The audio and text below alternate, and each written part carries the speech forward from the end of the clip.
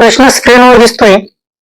प्रश्न दिला 55 लिटर मिश्रणात दूध व पाणी यांचे गुणोत्तर 8:3 आहे, तर त्यात किती लिटर दूध टाकावे म्हणजे द्रावणात दूध व पाण्याचे गुणोत्तर 4:1 होईल.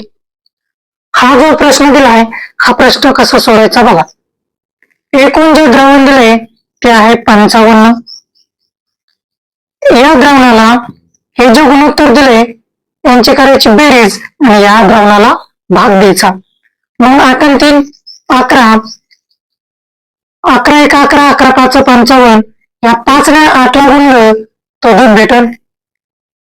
मग 5 गुणिले 8 बरोबर 8 पंचे 40, या 5 ने 3 ला गुणलं की पाणी भेटल. मग 3 गुणिले 5 बरोबर 5 त्रिक 15.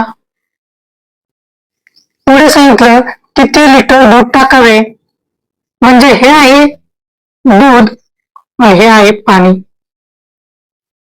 टाकायचं दूध म्हटलं तर 40 मध्ये x प्लस करावं लागेल, तेव्हा त्यांचं गुणोत्तर 4:1 होतंय. किती होतंय? 4:1. आता करावं लागेल यांचा तिरकस गुणाकार. बघा, 40 1 40 प्लस x 1 x बरोबर 15 चौक 60. आता x बरोबर 60, हे 40 इकडे मायनस होईल, बाकी राहील 20. मग 20 लिटर टाकावं लागेल.